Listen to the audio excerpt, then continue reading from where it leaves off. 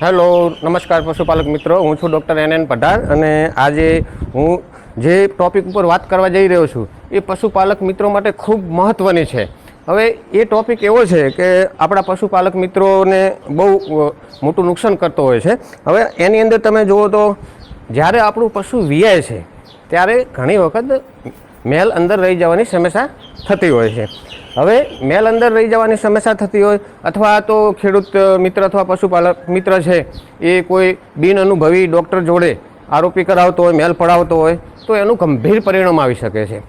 હું તમને સમજાવું કે આજે અમે એક અમારા મિત્ર છે મેરાજભાઈ, એમના ફોર્મ ઉપર આવ્યા છીએ અને એમણે પણ એક એવી મોટી ભૂલ કરી છે કે અને અત્યારે આ પશુ 5-6 દિવસથી એમનું પશુ પીડાઈ રહ્યું છે અને ગર્ભાશયની અંદર સિવિયર રસી એટલે કે પાયોમેટ્રા થઈ ગયો છે. આજે અમે ઇન્ટ્રાયુટ્રાઇન કરીને ખાસું બધું અહીંયા ગર્ભાશયની અંદરથી બહાર તો કાઢ્યું છે અને છેલ્લા 7-8 દિવસથી આ પશુનું જે શરીર હતું મેરાજભાઈના કહેવા પ્રમાણે કે અડધી ગાય સાહેબ મારી નથી રહી. તો મારો કહેવાનો મતલબ કે આપણા પશુપાલક મિત્રો મેલને અંદર રહી જાવ અથવા મેલ પડાવો એને નોર્મલ સમજે છે, પણ એ આપણી બહુ એક મહત્ત્વનું છે કે તમે જે મેલ રહી જાઓ અને ના પડાવો અથવા વ્યવસ્થિત ડૉક્ટર જોડે ના પડાવો એ તમારી મોટામાં મોટી ભૂલ છે. હું તમને સમજાવું કેમ કે તમે મેલ જો અંદર રહી ગયો અથવા કોઈ ડૉક્ટરે પાડ્યો અને રહી ગયો હોય અને એના પછી સિવિયર પાયોમેટ્રા થતો હોય છે. ઘણા ફિલ્ડ વર્કરો એવું કરતા હોય કે મેલ પાડી અને ખેડૂતને સાચી સલાહ પશુપાલકને આપતા નથી અથવા એની વ્યવસ્થિત ફોલોઅપ કરતા નથી. નહીંતર મેલ પાડ્યા પછી આપણે એને 3 થી 4 દિવસ વ્યવસ્થિત એન્ટીબાયોટિક ઉપર લેવી પડે, એનલ્જેસિક ઉપર લેવી પડે, એને ઓરલી ઇકોબોલિક કે એવી કોઈ દવાઓ વ્યવસ્થિત એને આપણે આપવી પડે. જો આ આપણે ના કરીએ અને પાયોમેટ્રા થઈ જાય તો આપણને બહુ ગંભીર આખા વર્ષનું દૂધનું નુકસાન આપણે વેઠવું પડે છે. અથવા તો ઘણી વખત એવું બી થતું હોય છે કે પાયોમેટ્રાના લીધે જનરલ સેપ્ટિસેમિયા થવાના લીધે આપણું પશુ આપણે ખોવાનો વારો આવે છે.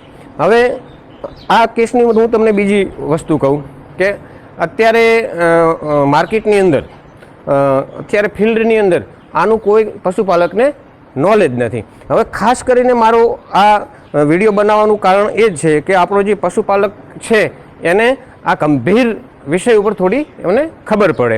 હવે આપણું જે પશુ વિયાયા પછી જ્યારે એનો જે ટાઈમ છે આરોપી થવાનો, મેલ પડવાનો, એ ટાઈમમાં જો મેલ ના પડે તો તમે વ્યવસ્થિત સારો જે હોશિયાર અને અનુભવી ડૉક્ટર હોય એનો કોન્ટેક કરો.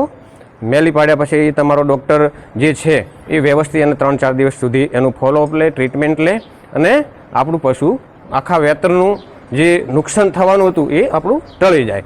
હવે ઘણી વખત એવું થતું હોય છે કે મેલના લીધે મેલનું જે ઇન્ફેક્શન છે, આરોપી જે યુટ્રસનું જે ઇન્ફેક્શન છે એ બ્લડમાં ભળી જતું હોય છે અને બ્લડ વાટે એ રહ્યું એના વરાક સુધી, એના અડર સુધી જતું હોય છે અને એના કારણે ઘણી વખત મસ્ટાઇટિસ બી થઈ જતો હોય છે. અને મસ્ટાઇટિસ થાય એટલે આપણને બંને બાજુ નુકસાન. એક તો આપણે મોઘા પશુનો આંચળ ખોઈએ, પ્લસ આખું વરસ પશુ આપણને દૂધ ના આપે, એટલે કહેવાનો મતલબ કે બહુ મોટું નુકસાન થાય છે. હવે આ કેસની અંદર મેરાજભાઈને કેટલા હેરાન થયા છે અને એમને શું અનુભવ થયો છે એ આપણે પૂછીએ કે મેરાજભાઈ કેટલો ટાઈમ થયો તમારા? અઠવાડિયું થઈ ગયું. બરાબર. તમે મેલી પડાવી હતી? મેલી પડાવી હતી. બરાબર. મેલી પડાવ્યા પછી વ્યવસ્થિત તમારે ત્યાં ફોલોઅપ ના થયું? ફોલોઅપ દવા છોડી, બાકી બીજું મેલ રગડકો નીકળ્યો નહીં. અને મેલ પાડ્યા પછી એના પાસે કોઈ બીજી ટ્રીટમેન્ટ જ ના કરાવી? બરાબર. અને ટ્રીટમેન્ટ ના કરાવી એના કારણે એમની ગાયને સિવિયર પાયોમેટ્રા થઈ ગયો અને ખાવા પીવાનું છોડી દીધું. એમની ગાય 15 લીટર દૂધવાળી હતી. કેટલા લીટર? 15-16 લીટર દૂધવાળી હતી, 1 ટકનું. પણ અત્યારે આ કન્ડિશનની અંદર એમની ગાયને 3 થી 4 લીટર દૂધ માંડ એમનું જે બચ્ચું છે એ ધાપે છે. તો આ એક બહુ મોટું નુકસાન છે. તો હવે તમે ખેડૂત મિત્રો અથવા પશુપાલક મિત્રોને 2 શબ્દ કહેશો કે તમારે તમને જે કડવો અનુભવ થયો, તમને જે નુકસાન થયું, તમે જે હેરાન થયા, તો ખેડૂત મિત્રોને અથવા પશુપાલક મિત્રોને તમે 2 શબ્દ કહો કે શું આ મેલ વ્યવસ્થિત પડાવવો જોઈએ અને વ્યવસ્થિત ટ્રીટમેન્ટ કરવી જોઈએ કે ના કરવી જોઈએ? સાહેબ, અમારા અંદાજ એવું જ છે કે ડૉક્ટર સાહેબ આયાથી મેલ પાડ્યો એટલે અમે કીધું ક્લિયર થઈ જશે. બરાબર. પણ અમને એવું ખબર નહીં અંદર મેલ થઈ ગયો. મેલ રહેવાના કારણે પછી ગાય ખોરાકે છોડ્યો એટલે સાહેબ તમારે વિઝિટ કરાવી. બરાબર છે. વિઝિટ કરાવી એને આવું ગંદકી થઈ ગયું છે ગંદકી થઈ ગઈ છે. અને ગાય દૂધ ઉપર ના આવીને તાવ રહે 104 જેવો તાવ રહે. બરાબર છે. હવે ખેડૂત મિત્રો અથવા પશુપાલક મિત્રો, મારી એક તમને સોનેરી સલાહ છે કે જે મેલ છે એને નાનો કેસ ના સમજવો.